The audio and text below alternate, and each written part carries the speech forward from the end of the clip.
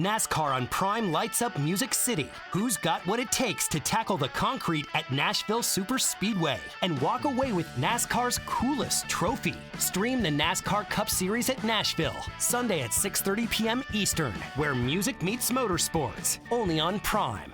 When it comes to Father's Day, dads want steak. And the experts at Omaha Steaks are making it easy for you to deliver uncompromising quality with gifts that are sure to make his day. Plus, get an extra $35 off with code THANKSDAD when you shop at omahasteaks.com today. But don't wait. Father's Day is June 15th. Shop now at omahasteaks.com and get an extra $35 off with code THANKSDAD. Minimum purchase may apply. See site for details. You're listening to Missing Persons, brought to you by AbJack Entertainment. Be sure to check out some of the other great true crime podcasts from this network, including The Murder in My Family, DNA ID, Zodiac Speaking, Scene of the Crime, Beyond Bizarre True Crime, Citizen Detective, and Campus Killings. All of these podcasts are available for you to binge on right now, wherever you listen to podcasts. Subscribe where you're listening to this podcast so you don't miss an episode. The views and opinions expressed by guests on this podcast do not necessarily represent those of the podcast, its creators, or sponsors. If you would like to discuss a missing persons case on this podcast, please be sure to visit missingpersonspodcast.net. This episode may contain unsettling or disturbing subject matter. Listener discretion is advised. If you'd like to support Missing Persons and get VIP access to things like ad-free listening, early preview episodes, and bonus content of not only this show, but for every other podcast on the AbJack network of indie podcast, consider subscribing to the show with an AbJack Insider subscription through Apple Podcast. For only $4.99 a month or $49.99 a year, you'll unlock a variety of listener benefits, and you'll be supporting the show in the process. Your support is greatly appreciated.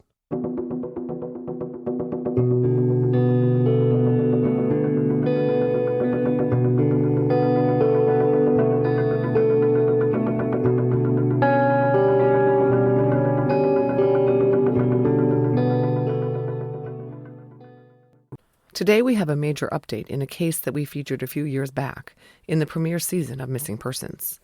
Episode 7 covered the case of Dale WIlliams, missing from Nucla, Colorado since May 27, 1999. Let's listen to the episode on Dale, and then I'll have an update for you. Episode 7, Dale Dwayne Williams. Dale Dwayne Williams was born on July 15, 1956. In 1999, Dale, his wife Diana, and their daughters lived and worked in Nucla, Colorado.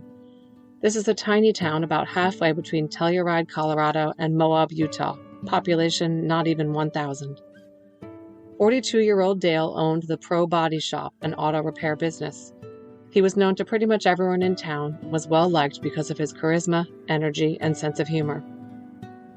On the morning of May 27, 1999, Dale received a call at the auto body shop. A friend, Pastor Tom Ross, was present and overheard Dale's end of the conversation. Tom later said that his impression was that it was a woman on the other end of the line. Dale told the caller that he would drive to their location and would bring the wrecker. But then, when the caller said they just needed a jump, Dale said he would just bring the pickup. According to Tom Ross, nothing seemed amiss, although it was not common for Dale to go out on breakdown calls because he was not a mechanic. Nevertheless, off he went, driving his white 1995 Ford F-350 pickup bearing the auto body shop name and logo. Tom told investigators that Dale had headed out to assist a stranded motorist in Paradox Valley, just outside the town of Bedrock, about a 30-minute drive away. On the way out of town, Dale stopped at the place of business of his best friend and spoke with his friend's wife Tammy about an upcoming windshield repair. This was around 12:15 p.m. When Dale left the auto body shop, he left the doors unlocked and tools scattered around, an indication that he intended to return shortly. The family didn't question until later the fact that the stranded caller had supposedly been calling from a cell phone in the middle of a remote, mountainous region, a place that was very unlikely to have had cell phone service in 1999. Dale's wife Diana called him right around lunchtime to ask what his plans were for the midday meal. She and Dale jointly owned a video rental store in town, Showtime Movie Rentals, where she worked. When he didn't answer, she just assumed that he was busy. Even when he didn't come home that evening, Diana wasn't yet too concerned. Dale was known to stay late at the shop working on projects. But by the next morning, Diana was frantic. Around 6 a.m., she drove over to the shop and found that Dale had clearly left in haste with an intent to return. She checked in with Dale's mother, who had heard nothing from her son. After searching fruitlessly in all the usual spots for Dale, Diana called the police to report him missing. The Nucla Marshal's office undertook an investigation, poring over the Pro Body Shop premises and scouring the roads and riverbeds in 3 counties in western Colorado and eastern Utah via ground and air searches. As many as 40 residents and local law enforcement officials searched canyons, ravines, mines, dirt roads, and junkyards where Dale was known to scavenge for car parts. Volunteer phone operators took tips and canvassed residents. Nothing was found. Within days, the local papers were reporting that foul play was suspected. "This really isn't like him," stated Marshal Matthew Goodemuth. Everyone agreed that it would be uncharacteristic of Dale to just take off. The family began to think about anyone in Dale's past that could have intended him harm. And one person came to mind. Dale and Diana had a history with this man, who was a former high school classmate of Dale's. He and his wife had been friends with Dale and Diana until the time approximately a year earlier when the Williamses had helped this man's wife escape from the abusive relationship she was in with her husband. They assisted her in relocating to another state, and they refused to tell this man, Dale's former classmate, where she had settled. Diana told Unsolved Mysteries, "He was angry at Dale for helping his ex-wife move, and then we wouldn't tell him where she was or anything like that, and I feel like he was really angry with Dale for that." After they helped this man's wife relocate, some concerning and suspicious things began to happen. About a month after the former friend's wife left, Dale opened up his shop one morning and found that it had been burglarized. Photos were torn up and scattered on the ground. These were photos of the 2 couples, Dale and Diana, and the classmate and his now ex, together.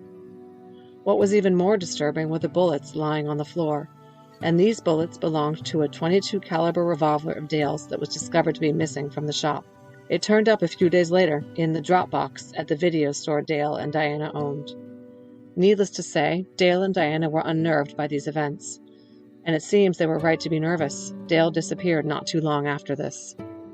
To help spread the word about her missing husband, Diana and friends placed missing posters regarding Dale's case around the small town. She noticed that the ones in the post office were repeatedly removed by someone, and every time she put up more, those were removed too. Police set up a hidden camera at the post office to see who was taking down the posters. The video captured footage of, guess who, the former classmate of Dale's, tearing down the posters. Lieutenant Greg Heiler of the Montrose County Sheriff's Department said in a statement, "The individual depicted in the photographs was questioned and he denied any involvement in Dale's disappearance. He also was able to explain, to give us an alibi, for the 27th of May, 1999. For the most part, that alibi is consistent and has been confirmed." They were back to square one. Dale's disappearance remained a mystery for 6 weeks. Then, in early July, a family enjoying a swimming and fishing outing in the local swimming hole hooked something large and metallic on their fishing pole. The object was submerged in 16 feet of water at the junction of the San Miguel and Dolores Rivers, between Paradox and Uravan. It was Dale's white pickup. When the truck was pulled out of the depths, there were several things that were of interest to investigators. The windshield wipers were on, the ignition was on, the manual transmission was in a low gear, the wheel was turned at a very sharp angle, and the windows of the truck were partially open. Dale's wife Diana said that it was immediately apparent to her that someone else had driven the truck, as Dale always drove with the windows either closed or open, but not halfway in between.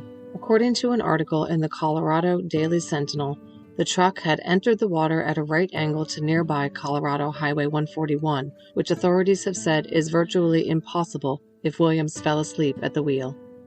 Tire tracks leading into the water showed no signs of braking. Marshal Matthew Goodemuth told the Colorado Daily Sentinel, "It appears that it was deliberately allowed to roll into the river." Investigators believe that the truck, buried to the hood in mud, had been there since Dale disappeared. Tools that were identified by the family as belonging to Dale were found in the weeks and months to come, scattered throughout Paradox Valley. The Colorado Bureau of Investigation joined in the search for Dale, and investigators examined every aspect of Dale's personal and professional life. But even after 21 years, no trace of him has ever been found. Investigators believe that foul play was at work in Dale's case. One of the theories as to where Dale could be is in one of the thousands of mine shafts in the area. Dale Williams remains a missing person. Dale Williams is a white male, 5'7", 170 pounds, with green eyes and brown hair and a beard. When last seen, he was wearing a blue t-shirt and jeans. If you have any information about the disappearance of Dale Williams, please call the Montrose County Sheriff's Office at 970-252-4039. Mike Morford sat down to talk with Dale's daughter, Tonee Lawrence, for Missing Persons. That conversation is coming up after a word from our sponsors. When it comes to Father's Day, some things never change. Dads want steak. And the experts at Omaha Steaks are making it easy for you to deliver uncompromising quality with gifts that are sure to make his day. Plus, get an extra $35 off with code THANKSDAD when you shop omahasteaks.com today. We know, being your dad means he already has everything he could want. But just picture the look on his face when he sees those extra-aged USDA-certified tender steaks, juicy air-chilled chicken, beefy burgers, and more. With carefully curated gift packages from America's original butcher, it's never been easier to show everyone why you're dad's favorite. And every bite is 100% guaranteed to bring a thrill to the king of the grill. Shop now at omahasteaks.com and get an extra $35 off with code THANKSDAD. But don't wait. Father's Day is June 15th. Minimum purchase may apply. See site for details. Life can be chaotic. If you're running a retail business, don't let disorganized order fulfillment add to the chaos. Use ShipStation instead. With ShipStation, you never have to worry about shipping and fulfillment again. Whether you're running a business out of your garage or you have multiple warehouses, ShipStation is ideal for every phase of your business's growth. Save time with one login for all your stores and by automating repetitive tasks. Plus, you'll save money with the best shipping rates from global carriers. ShipStation's industry-leading features help you deliver a better customer experience. They'll get accurate and faster shipments along with automated tracking updates with your branding. And with up to 88% off UPS and USPS rates and up to 90% off FedEx rates, ShipStation is the fastest and most affordable way to ship. Calm the chaos. Switch to ShipStation today. Start a free trial at shipstation.com/audio. That's shipstation.com/audio. Here in America, work is in trouble. We've offshored our manufacturing, sent away good jobs, and lost so much ability to make things. American Giant is a company that's pushing back against this tide. They make high-quality clothing, sweatshirts, jeans, dresses, jackets, and so much more, right here in the USA. Visit American-Giant.com and get 20% off your first order when you use code STAPLE20 at checkout. That's 20% off your first order at American-Giant.com, promo code STAPLE20.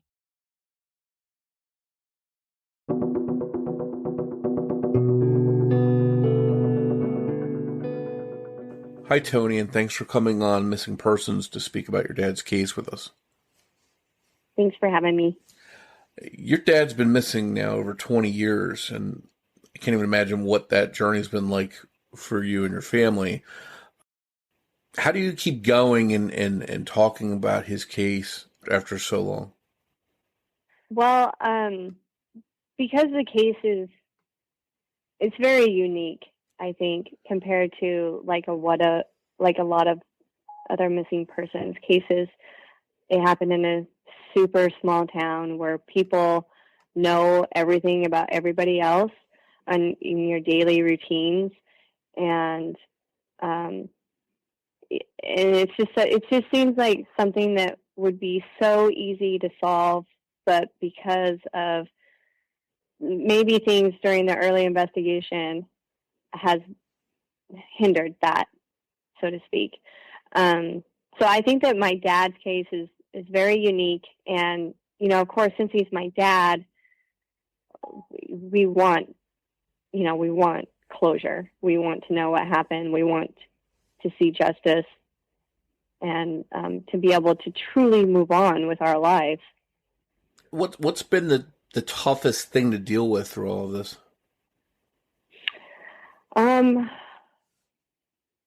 I guess it would be not being informed as much as I feel like we should have been in the, not necessarily since the current investigator that's on the case. I think he does a good job, but those prior pretty much left my sister and I out of everything. And so that was very difficult. And I realized that, I was pretty young and quick to jump to conclusions and stuff like that when I was in my 20s, trying to just make sense of it. But had they have included my sister and I in what was going on, or just, letting us know what they know, that those jumping to conclusions and things probably wouldn't have happened with me personally. But just being left out of everything and not, being asked, when was the last time you saw your dad, until a stupid amount of years later, that has been the most hardest for me. And now that I feel like my sister and I have been really pushing this as much as we can to keep going, with the investigators, the CBI, I feel like had we been able to do that earlier, it may have made a little bit of a difference, Yeah, and it's pretty standard when somebody goes missing. The police are normally going to look at those closest to them and ask them questions and then work their way out from there. So for them not to ask you questions right away is kind of surprising. Yeah, my dad disappeared in 1999, and I wasn't asked the last time I saw my dad or talked to my dad until 2013. That's very surprising, because usually family, friends, those closest to the person are the ones that are talked to first. And you mentioned some unique things in this case, and there are some really unique clues, and it's not like your father disappeared without some kind of little trail to follow. There were clues, there were developments, and we'll get into them as we go along here. But one thing I wanted to find out is, can you share a little bit about your dad? What he was like? What kind of person he was? Sure. My dad was an amazing person. He, coming from a daughter perspective, he was a great dad. He made us laugh. He cared about us. He loved us. He showed that. He's very involved with his family. He's very involved in his community. He would give his shirt to the last person that he would ever want to, just to know that it would keep them a little warmer at night. And that's just how he was. He was very involved in his community and would help anybody if they really needed it or came to him. Unfortunately, it seems like maybe that generosity or that generous spirit that he had may have been what started off the mystery of him vanishing when he received a phone call. Can you tell us a little bit about the circumstances of that phone call? Sure. So my dad was in his shop with a friend, and they were playing darts, and his son was there. And my dad had received a phone call from a supposed stranded motorist out in the middle of nowhere, a little tiny town called Bedrock, which is between Natarita and Moab, Utah. And it's pretty desolate. It's rugged terrain and a deep valley that is in the middle of some pretty steep cliffs and mountains.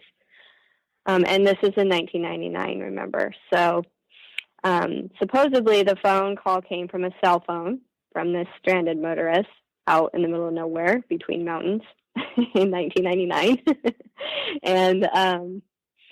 And they needed help. So my dad said that, and this is coming, this is third person coming from his friend. He overheard the conversation, only on my dad's side, of course. So my dad would say, all right, I'll bring the wrecker out. And then he said, okay, I'll just bring the pickup out. So it sounded like the motorist needed a jump. And so he kind of let his friend know what was going on, and he left.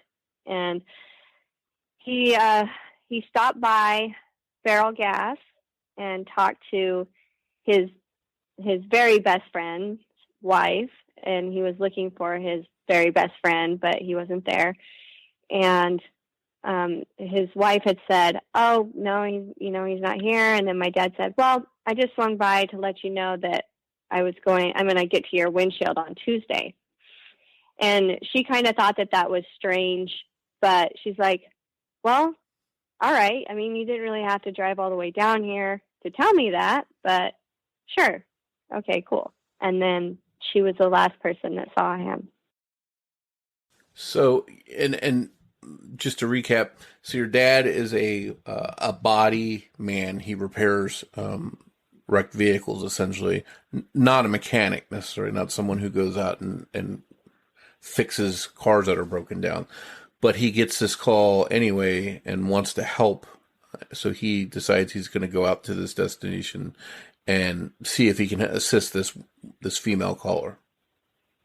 Right. And it's assumed that it's a female caller because his friend, could kind of hear the way that my dad was talking to the person. It kind of was like he was talking to a female. The other thing is that this wasn't unusual. This isn't an unusual, call or request.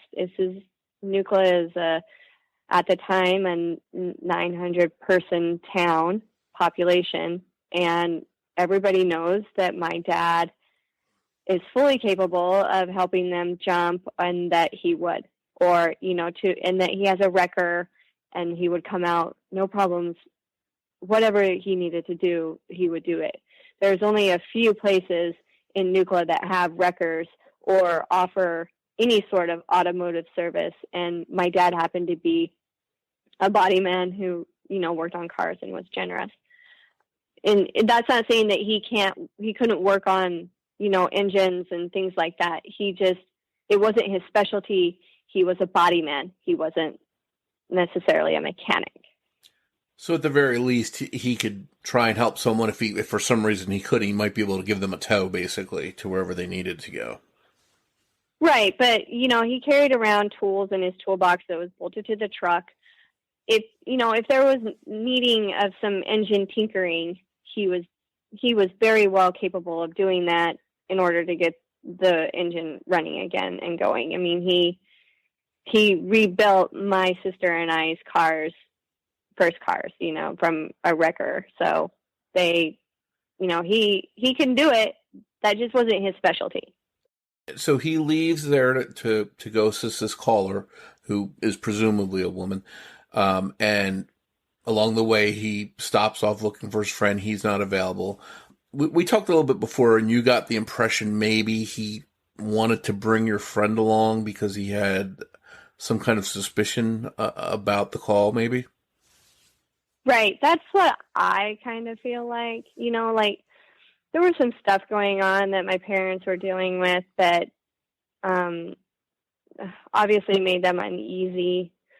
And so, I think that maybe my dad was just being cautious and wanted somebody else to go with him. Or, he just wanted company.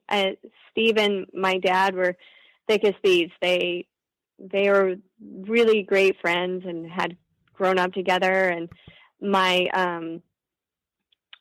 his daughter and I are still very, very close friends. So, it wouldn't be unusual for him to say, hey, Steve, you want to run out with me to go help this person? That wouldn't be unusual. But I feel like that he was just being more precautious and wanted somebody to go with him. your dad leaves there. That's the last time he's ever seen. When did somebody know that something was wrong? Who was the first person to get an inkling that something wasn't right? Your dad wasn't where he was supposed to be. My mom. It wasn't unusual for my dad to work late into the mornings, like 1 or 2 a.m. And when he hadn't come home by then, she thought that he was probably just still working. And the next morning, he still wasn't home. And she just started getting worried, got up about 6 and drove down to the shop. And it was completely unlocked. The lights were on. The car that he was working on, the hood was up and the doors were open, as if he was, planning on coming back shortly. But he never came.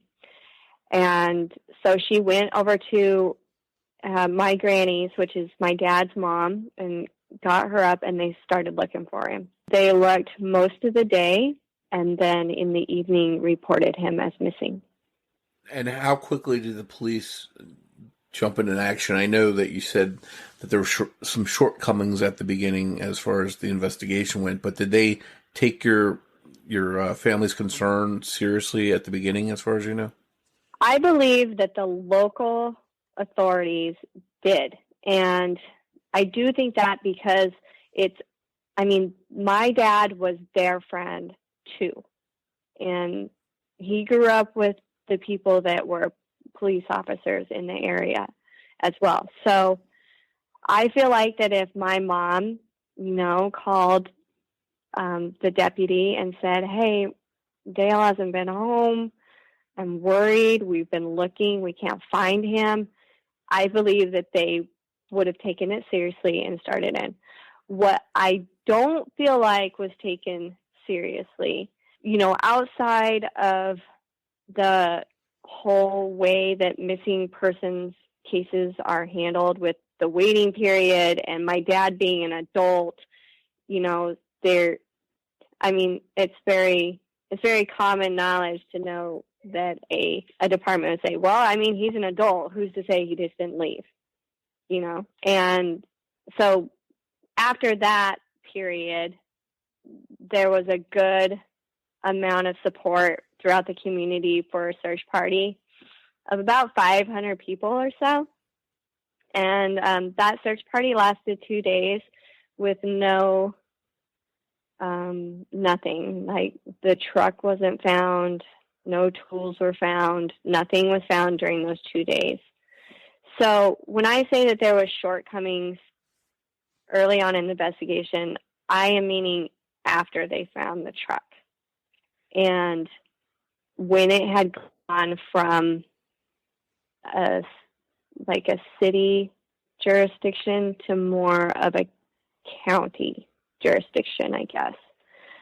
And that is where I feel like things were slipped up on that could have been handled a little bit differently or maybe better.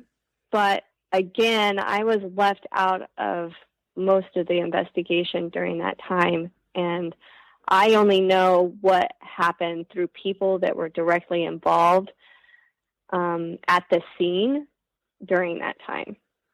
So I think that the local authorities did a pretty good job. I think that the initial county and state did not. And so you mentioned that his truck would be found, and we'll definitely get to that and talk about that. One thing I wanted to ask you about, because it's out there, I know I've read it in a couple different places, there's been a little bit of speculation that there may have been a sighting of your dad or his truck, I should say, back at his shop during the time that he went out for that call and when your mom realized he was missing. Can you clear that up a little bit? Yeah. So my dad drove a white Ford pickup, and that's a pretty common pickup. And I think that the truck that people had reported on seeing was another gentleman in the community who had a very similar truck, same color. And my dad and he are friends, so it wouldn't necessarily be weird for this guy to park his truck in front of my dad's shop and run across the street, or, you know, even see if my dad was there. Maybe he needed to talk to him or something like that. You know, I think that the truck that people are saying that they saw around 5 p.m. later that day was not my dad's truck. However, it could have been. There's nothing been really confirmed. And that adds an interesting piece. If you say, for example, if it is your dad's truck, then he or someone else has driven it there, and why are they there? And that opens up a whole nother mystery there, because the next place your father's truck is found is submerged in water. Can you tell us a little bit how that unfolded? Sure. The truck was found in the confluence of the rivers in Yerevan about 6 weeks later, around 4th of July. And it was completely submerged in a couple feet of silt at the bottom, and the water amount was well enough over the hood of the truck, so about 13 to 17 feet of water, somewhere in there. The truck was driven in at a low speed. It was like a four-wheel drive truck, so you could shift it into low four-wheel, and it would just kind of crawl itself wherever you were driving it. The wheel was turned all the way, I believe, to the left, and the windows were partially down. And the engine was on, the headlights were on, and the windshield wipers were on. So the way that it was found was a new family had been in the area or had moved to the area, and they were at the confluence swimming and fishing. And the lure got caught on the hood of the car.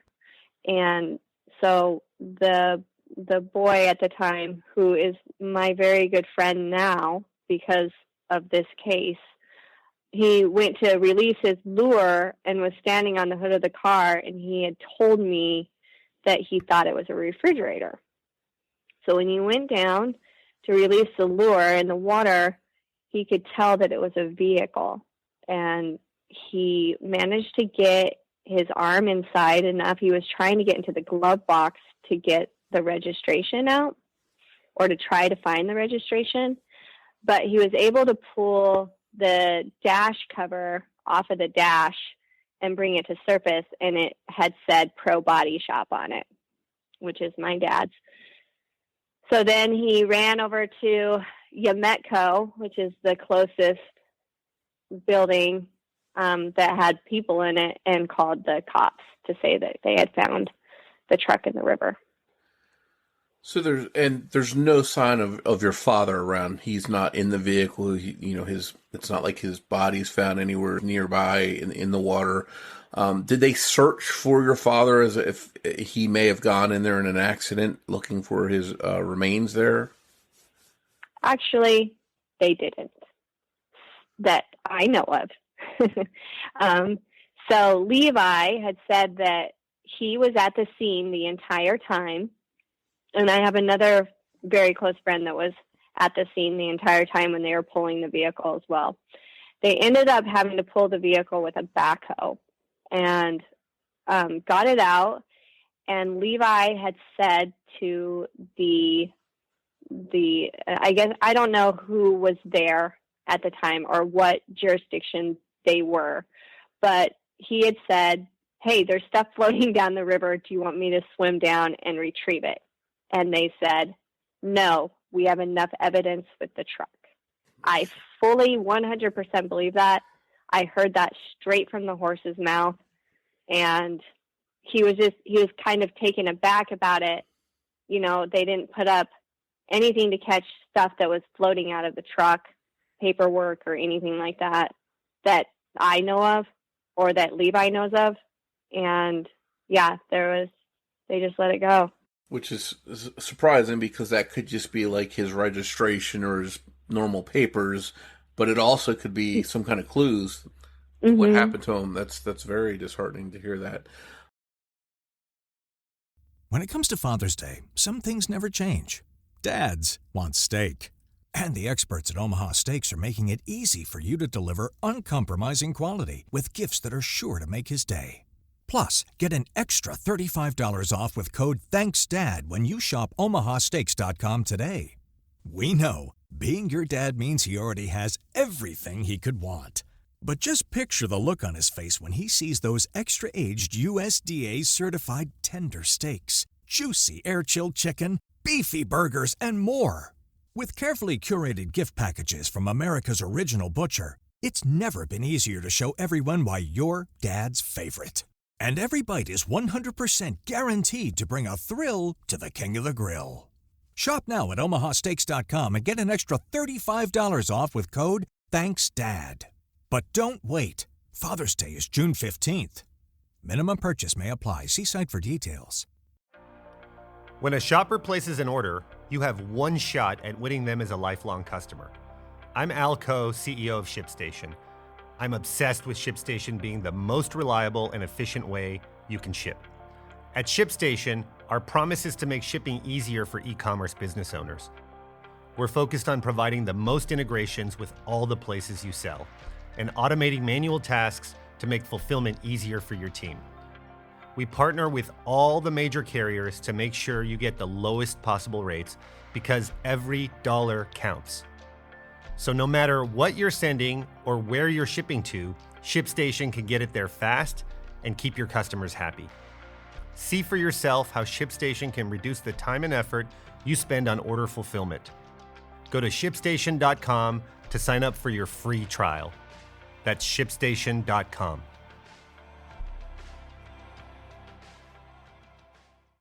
These days, work is in trouble. We've outsourced most of our manufacturing to other countries. And with that, we sent away good jobs and our capability to make things.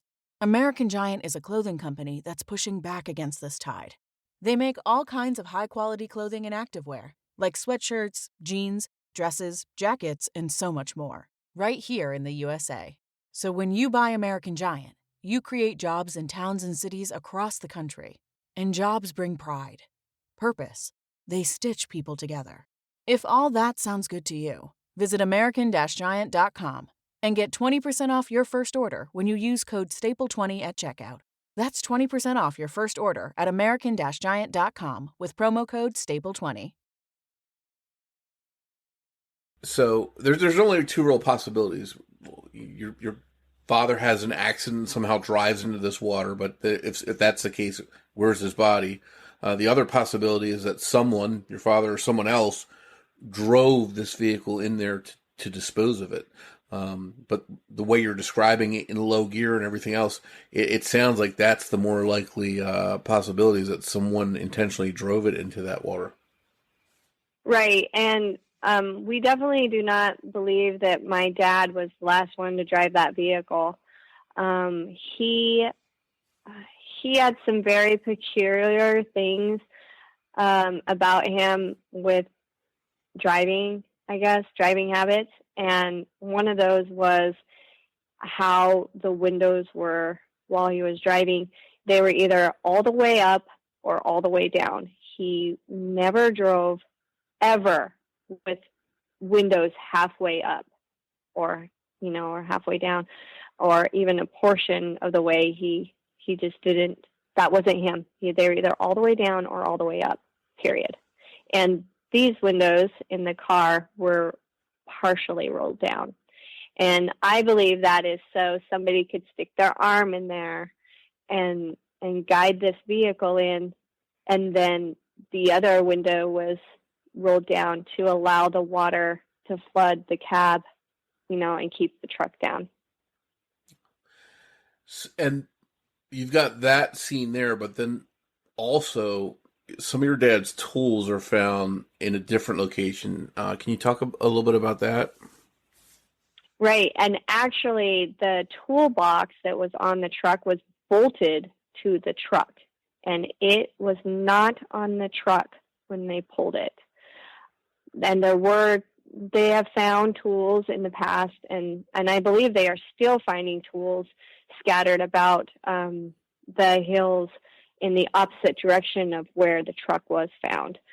And they know that those are my dad's because either they have an engraving on them or my mom has identified them as his. I should say or my mom has identified them as his tools. So, that was strange. They did find the lid to the toolbox later, but not the toolbox itself. And where was the lid found? It was found in the river by some, I believe, kayakers. But yeah, this is like years later, or very like months and months later. This wasn't like an immediate thing, and or something that I feel like it was kind of planted there. Maybe, I don't know. That might be, some crazy conspiracy thinking on my end. But I mean, things are either there or they're not. And that river in the winter, it goes down very low, and you can wade through it. You can walk through it. And in the summer, it's very high. So, I mean, there's no reason, if that lid was there before, why it wasn't found at some certain point in time. My dad had very close friends who still, to this day, 20 years later, will walk that river looking for something, looking for anything, or walk the hills. Or, when people are out in those hills and in Yerevan doing recreational things, some of them are still looking for my dad or a sign or anything. So there's no reason why that lid shouldn't have been found earlier if it was there when the truck was there. And it makes you wonder, had they searched that river properly as soon as they found your truck, what would they or wouldn't they have found at that time? And you can't go back in time and do it over again, but it seems like a missed opportunity. Yeah, I think there were a lot of missed opportunities, when they found the truck. But you're right, you can't go back. We can only go forward. And a lot of times it doesn't even feel like we're going forward, Well, so let's talk about a subject that we sort of have to be careful how we approach. Your dad sounded like a popular and well-liked guy in town, somebody that didn't really have enemies or people that might have a motive to harm him, but there are things that are concerning. Can you talk a little bit about that in whatever way that you're able to? Sure. Yep. So I know that you're referring to the ex-friend, and based on the Unsolved Mysteries episode and stuff, I know that people know that my dad and my mom had moved this ex-friend's ex-wife out of the area for her own safety and just to be, good humans to another human. And so they moved the wife away in the middle of the night, didn't tell anybody. And then, this ex-friend, he of course wants to know, where his wife is and yada yada, and nobody would tell him. Well, eventually my dad's shop was broken into, and they suspect it was by this guy because they found pictures of my dad and my mom and this other couple torn up of happier times and bullets scattered about, and it scared my mom. And they figured they would just go with the flow. He's mad, it's understandable, and then eventually my mom has a movie store, or had a movie store, and she had come into work one day and there was a missing gun that belonged to my dad in the drop box where the movies are returned. Then my dad, disappeared, and then flyers went up around town, and in the post office, my mom had noticed that these flyers were getting taken down. And she'd go over and put another one back up. A couple days it'd be down again. She went back over, put another one up. And eventually she let the CBI know. Well, they put a camera in there to find out who was taking down these posters. And it was the ex-friend taking down the posters. And he really didn't have an explanation as to why he was doing it, from what I understand. Just that he was doing it. And that's as far as it went. Obviously, I think police looked into this person, and for various reasons, they haven't arrested him to this point. And as far as you know, that's the only person that your family could think of that had any issues with your dad. Right, personally. Right. I mean, the rumor mill is always running. So we've heard all kinds of rumors over the years. A lot of them are drug activity, and I don't think that my dad was involved in any drugs at all. My sister doesn't, especially dealing drugs. But I mean, I'm not going to say that it wasn't said, because it was said. And my best good friend, who pretty much helped my parents while I was growing up, my next door neighbor, she says that if my dad was involved in anything like that, she would have heard about it because she was a teenager, when I was little, and then in her 30s when my dad disappeared. So, I mean, Nucla is a small town, and things. Things get out about people all the time. So people can tend to pick apart whether it's a rumor or not, You're left to deal with all these rumors. There's people that you think may be involved, but there's nothing that solidly is enough to link them for an arrest to be made. Dealing with the rumors, and then above all, you don't have your father. So how all of that has had to been very rough on you over the last 20 years. Well, to be honest, I was away at college, so I didn't even live in Nucla. The people that had to take the brunt of this was my grandma, my sister, and my mom. And they, all of them lived in Nucla during this time and had to face all of this on their own. Every day, the weird looks, the whispers, all of that. So, I feel like I got off a little easier on that than what they did, because I wasn't home during that time. But, my sister was, and it has affected her quite a bit. And your mom still lives in the area too, so she's got to constantly be reminded and maybe hear some of those rumors along the way herself. Yeah, I mean, I think they come up, every now and then, but I don't think that they're as abundant as they used to be. My mom has since remarried, and it's been 20 years, and I think that most people know that everything that has possibly been able to be said, rumor-wise, has been said, and we've heard it. So, when people say things like, "Oh, you better not do that," or "I'll throw you down a mine shaft like I did Dale Williams," or "Dale Williams was the biggest drug king in Nucla," those are things that may have affected us at one time, but now they don't. And I think that people use those kinds of things now with others locally.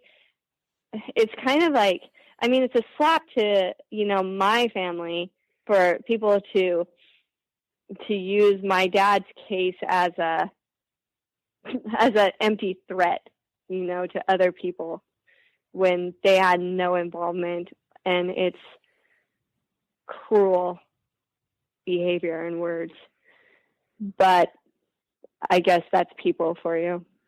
Well, and I think it seems like in your heart, your family knows that your dad just didn't run off and start some kind of secret life, some new life, and he's living on an island out there someplace. You think he met with foul play when he vanished? Oh, absolutely.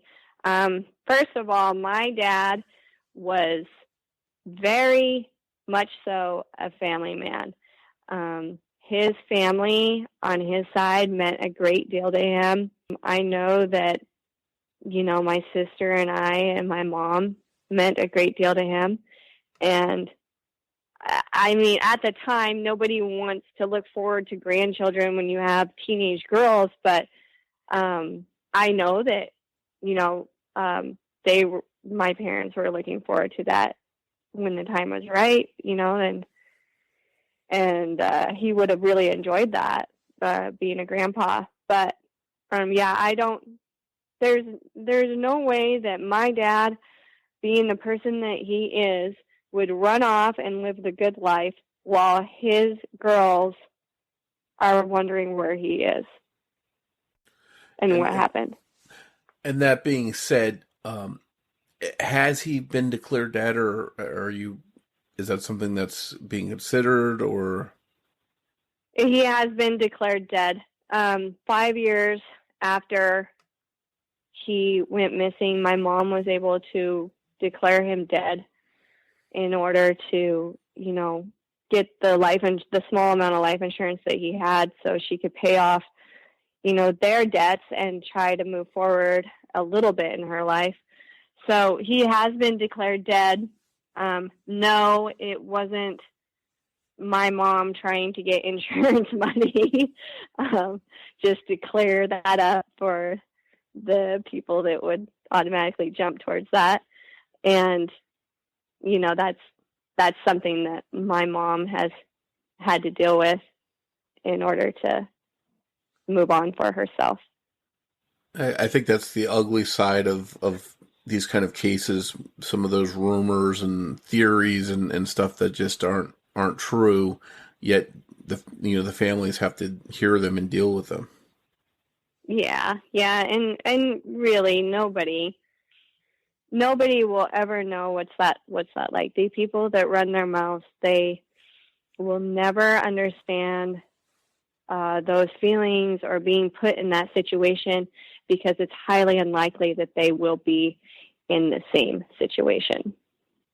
And what's your family's stance now? What are their hopes? Are they hoping to find your dad's remains so he can be given like a proper burial? Or are you looking for an arrest, or do you just want to know what happened, or maybe a combination of all that stuff? What is it that you're seeking after all these years? I think that each of our family members that are still alive want different things. I think that my uncles definitely want justice. They want to see somebody, they want to see somebody held accountable for this. I personally would just like to know what happened. I would like to see some justice, especially if it was murder, in these circumstances, because it's the right thing to do, and it would put closure to something. I just don't know if I have a lot of faith that will happen, and until people start dying. And I mean, my dad would be in his 60s right now, which means that the people that might be associated with his disappearance are also in their 60s, 70s, and possibly people that know what happened are in their 70s and 80s. I mean, my grandma died without knowing what happened to her son. And, that's not very fair where life is concerned, stuff like this shouldn't happen to people. And so I personally would like to see some justice, but overall, I just want to know what happened so I can put this, not so much behind me, but just a little more to rest than what it is currently in my life. And to give my dad proper burial and stuff, or that would be wonderful. But I really don't think that his remains are in an area that will be able to be recovered. I think that he might be buried in like a gravel pit or a uranium mill tailings pit, because that's what's around Yerevan, or in a mine air shaft. That's what my uncle believes. And the air shafts are quite a bit, they're pretty deep from like a surface entry, I guess. So it would be difficult to get anything in there to recover from some of these shafts. So, I think that whoever did this had some knowledge of the local area. And, there's thousands of mines up in those hills. There's big, huge mill tailing pits that are buried from Yerevan being restored. So, I don't know if they'll ever find remains at all, but I would like to have some sort of closure in his case as his daughter. We'll definitely share this and get this out there as much as possible. And something you mentioned, people getting up there in age, maybe someone has a conscience, a deathbed confession, somebody that was afraid of someone else. If they pass away, they start talking. So sometimes after all these years, there is a break in the case because somebody talks finally. And hopefully that's the case here, that somebody that has information decides to share it for whatever reason. What is the status of the investigation now? Are police actively investigating it today? Still an open case?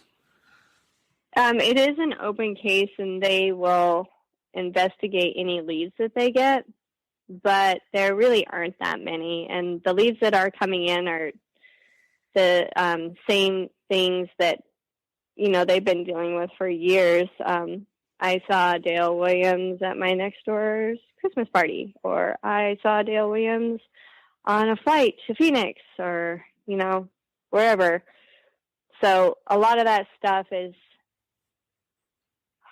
just smoke, and I know it's frustrating for the investigators. I know that their resources are limited, and, they're working hard on what they can do. I know that they're trying to do justice for our family. And then I don't know, have you read or studied much up on Susan Powell case in Utah? I'm a little bit familiar with it. Well, I guess at some point in time, they had used some sort of camera scoping devices to search a bunch of mines up in the area. And, I don't know why that wouldn't be a possibility with our case, but I don't know if I'm going to bring that up to our investigator to see if they have done something like that. But as far as I know, they haven't searched any mines internally or, anything like that. So I don't know. I don't even know where they're at other than just chasing hearsay leads. That's got to be tough to not have any solid directions to go in, but yet they've got to sort of weed through all these different things that they hear about to see if there's any kind of truth, even though it seems like there wouldn't be. I know you've been very active in talking about your dad's case and continually helping to keep it in the spotlight. What kind of things have you done to make sure that his name isn't forgotten? They do quite a few memorial type of things on the anniversary, which I will participate in as much as I can. I don't live in Colorado anymore, so it's pretty difficult for me to get back there for those kinds of things. Like the CBI just had a missing persons, I want to say it was like a convention or something like that in Denver, where they read all of the names of the missing people in Colorado, which I think that's really cool. The team is really good about thinking out of the box on how to keep things, kind of up and stuff. And one of the really cool things that they had done that my sister and I really liked this idea, they printed a deck of cards with their unsolved homicides and missing persons playing cards. And they put the pictures of these missing people on the deck of cards, and then they distributed the cards into the prisons, and in hopes that they would maybe get something out of the people that were in prison. So they do that, and that's kind of they do some neat things to try to help as much as they can. Personally, I do a lot of podcasts recently, especially this last year and a half. I've done quite a few podcasts. We stay in contact with our investigator usually about every 2-3 weeks. We are texting back and forth with him. We had the cases on Unsolved Mysteries in the early 2000s.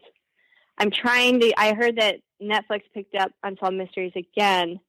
And so I had put on Reddit, actually, for people to please submit my dad's case so we could get it back on Unsolved Mysteries when they start doing episodes. So I'm a big Redditor and have done AMAs on there.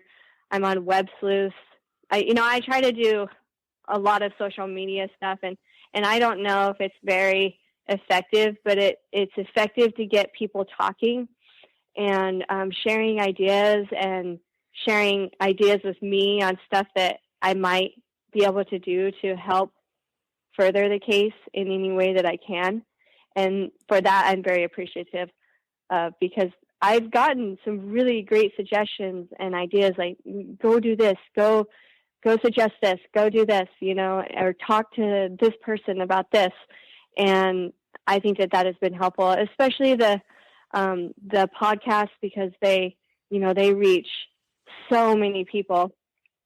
The true crime podcast community is pretty awesome. There's a lot of people involved in that stuff. And I mean, I myself I have my favorite podcasts that I listen to all the time, and also, but I'd really like to go to CrimeCon. That was a big suggestion with the guys that did Maura Murray. Tim and Lance. Mm-hmm. And they're really great. I've been talking with them pretty frequently, and their team. They're part of the team for the private investigators for missing persons. So they do great work. I mean, that's a really good organization. So that's a good group to be working with. And that organization was started by Bruce Maitland, who lost his daughter, yes, Brianna. Mm-hmm. It's good to have allies to help you with the fight. So right. I think the true crime community, as you mentioned, is sort of we want to be allies to help you. So whatever we can do to help keep spreading the word about your dad's case, we definitely want to do that. But I hope somehow someone out there, if they have information, to do the right thing and contact investigators in the case with any information they have. Who should they contact, by the way? They need to contact the CBI. We are pretty active on our Facebook page for my dad. Missing Dale Williams. Dale Williams. And then there's also a website, whereisdalewilliams.net. The CBI is always taking calls, Crime Stoppers, anybody. We don't care who people tell. They just need to tell somebody. And it doesn't matter how big or little of information that they might think that it is. Even if it's the smallest thing, they still need to reach out and tell somebody or talk to somebody.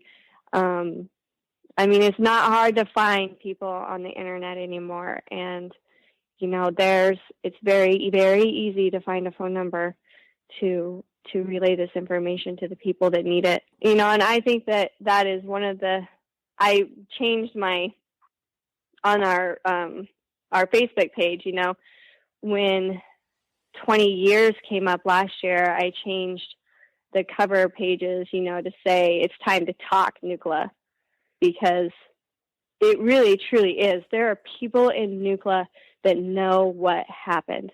I know there are.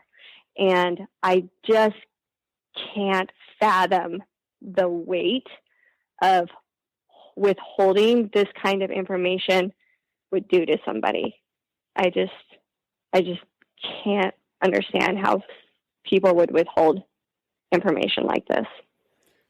Yeah, that to keep that from a family that's been searching for their husband and father for all these years is hopefully they would do the right thing and come forward. And again, I can't thank you enough for coming on and discussing it with us. I know it's hard to rehash this over and over, but I hope somehow someone out there, if they have information, to do the right thing and contact investigators in the case with any information they have. Well, thank you very much. I've really enjoyed talking with you. When it comes to Father's Day, dads want steak. And the experts at Omaha Steaks are making it easy for you to deliver uncompromising quality with gifts that are sure to make his day. Plus, get an extra $35 off with code THANKSDAD when you shop at omahasteaks.com today. But don't wait. Father's Day is June 15th. Shop now at omahasteaks.com and get an extra $35 off with code THANKSDAD. Minimum purchase may apply. See site for details. So on May 27th, 1999, Dale Williams left his body shop after receiving a phone call from an unidentified female. He didn't mention where he was going to provide roadside assistance to this caller, but it was believed he was headed to the general area of Bedrock, Colorado. The next day, Dale was reported missing. On July 4th, 1999, Dale's F-150 was found submerged in the Dolores and San Miguel rivers. Dale wasn't found, but it seemed to the family that someone other than Dale was driving his truck. And now we know that something was found in the bed of the truck, a .22 caliber Marlin rifle with a spent shell casing in the chamber. In September 2023, the case was revived by the Montrose County Sheriff's Office and the Colorado Bureau of Investigation, or CBI. Investigative work was done, tests were run, interviews were conducted. And now, 25 years after Dale Williams vanished, 68-year-old James Daniel Bishop of Naturita, who goes by Dan, was taken into custody. The .22 caliber rifle found in the truck was purchased by Bishop at the Nucla True Value hardware store a few years before Dale disappeared. Bishop was arrested on October 17th of this year and charged with first-degree murder and booked in the Montrose County Detention Center. He's being held on $1 million cash bond, so he's unlikely to be released. Dan Bishop was the friend whose wife Dale and his wife had helped leave the marriage and resettle in Texas. This was about a year before Dale went missing. According to the arrest warrant affidavit obtained by the Grand Junction Daily Sentinel, Bishop harbored a longtime grudge against Dale because Dale had had an affair with the wife he then helped relocate to get away from Bishop. Remember that photo that Dale and his wife found all torn to pieces? The people in the image with Dale and his wife were Bishop and his wife, the one Dale had been having an affair with.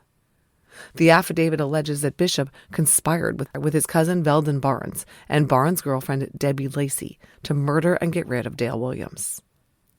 On May 27, 1999, Debbie Lacey called Dale's auto body shop. Dale knew her. They had been in recent contact about Lacey possibly renting an apartment from Dale. Lacey lured Dale with a plea to help her with her stranded car near Bedrock, about 10 miles southwest of Nucla. Dale went to help her and has never been seen again. This is a quote from the affidavit. Based on the facts of this case, after Dale was murdered, his body was disposed of as well as his truck in the Dolores River. These acts would require more than one person to complete following the murder of Dale Williams. In return for his help, the affidavit alleges that Bishop gave his cousin Barnes his own Corvette on the very day that Dale went missing. Barnes sold the Vette for $3,500 to a Colorado Springs business on June 7th and personally signed the bill of sale. The $3,500 payment was remitted to his girlfriend, Debbie Lacey, the one who had lured Dale to his death. When investigators questioned Debbie Lacey about this in an interview in 2000, she intimated that in May of 1999 she had moved out of town, but they found evidence that she had returned to the Nucla area by May 27th. She told them that Bishop gave Barnes his Corvette because Bishop owed Barnes money, not for any nefarious reasons. Barnes, by the way, was considered a career criminal and was arrested soon after Dale went missing on suspicion of armed robbery. Remember from our episode on Dale that someone had been tearing down Dale's missing person signs at the Nucla post office. The cameras placed by investigators showed that it was Bishop removing the posters. In an interview with police prior to his arrest, Bishop said he hadn't taken the posters down, he accidentally knocked a stack of them into the trash. Bishop also allegedly gave inconsistent statements about his whereabouts on the day Dale went missing. First, he said he was out of town. Later, he admitted he was in Nucla after all, with his cousin Barnes that day. Furthermore, phone records showed that Bishop had called Dale's auto body shop that day right before Debbie Lacey called and asked for help. Of course, it is surmised that he was calling to see if Dale was there. When asked about this phone call, per the Sentinel, Bishop told the investigators that he was calling Dale about a truck he was storing on Dale's lot and planning to meet Dale to pick it up the next day. But Bishop never followed up. He never called the shop again, which would only make sense if he knew that Dale was gone permanently. And the phone call, traced to a nearby location, put Bishop right there in Nucla on May 27, 1999. According to the affidavit obtained by the Sentinel, Bishop had been down the street at a storage facility when Dale drove off to assist the female caller. He had watched Dale drive by, and Barnes was with him. In 2014, a CBI agent spoke with Bishop's former wife, the one Dale had an affair with. The affidavit alleges that she told the agent that she had heard Bishop threaten to kill Dale. He said something like, his father was a miner and he knew lots of remote mine shafts where a body would never be found. CBI agent Brandon Ludwig, who wrote the affidavit, along with MCSO investigator Chuck Searcy, interviewed Bishop on October 4th. Bishop repeatedly denied involvement with what happened to Dale. When they confronted him with his rifle being found in Dale's truck, he said he'd reported it stolen to the MCSO. Per the affidavit, quote, it should be noted there is no record of Dan reporting this gun as stolen or missing, end quote. The investigators were highly skeptical of the story Bishop told that he had not given his Corvette to his cousin Barnes, but that Barnes had purchased it from him for $6,000. There was no evidence of any such purchase. Yet Bishop had towed the car to Barnes' place in Grand Junction on the day Dale vanished. A quote from the affidavit. I told Dan that when his family is telling us he must have given the Corvette to Veldon as compensation to do something to Dale, the fact that his gun was found in the bed of Dale's truck makes this look suspicious. He agreed with me and told me that it does look suspicious and all fingers point to him, end quote. Bishop tried to deflect blame to his cousin Veldon Barnes, who's deceased. According to the affidavit, Agent Ludwig asked Bishop directly if Barnes killed Dale. I believe that he did, Bishop responded. After the arrest, Montrose County Sheriff Gene Lillard made a statement. It said, quote, there have been countless interviews and hundreds of hours of investigation poured into this case. It has taken an entire team effort of law enforcement, family, and concerned citizens to bring the case to where it is at today. We are grateful for the in-depth investigation over the last 25 years by the agents of the Colorado Bureau of Investigation and investigators and deputies of the Montrose County Sheriff's Office, end quote. It will be interesting to see whether Dan Bishop stands trial or decides to plead guilty to the murder of Dale Williams. A conviction will help the Williams family find resolution. But the optimal outcome would include a confession by Bishop as to where exactly Dale's remains are. The affidavit seems to indicate that investigators believe Dale was dumped in the river, but his body has never been found. If Bishop's ex-wife is telling the truth, and Bishop made good on his threats, then Dale is down one of the thousands of mine shafts that dot the Colorado landscape. Even after 25 years, it's not too late for Bishop to try to do the right thing and bring Dale home. Missing Persons is produced under the name AbJack Entertainment by Mike Morford and Jessica Betancourt. It's hosted by Mike Morford and Jessica Betancourt, with writing and research by Jessica Betancourt and editing by Mike Morford. Be sure to listen every other Saturday for an all-new episode of Missing Persons. When it comes to Father's Day, dads want steak. And the experts at Omaha Steaks are making it easy for you to deliver uncompromising quality with gifts that are sure to make his day. Plus, get an extra $35 off with code THANKSDAD when you shop at omahasteaks.com today. But don't wait. Father's Day is June 15th. Shop now at omahasteaks.com and get an extra $35 off with code THANKSDAD. Minimum purchase may apply. See site for details.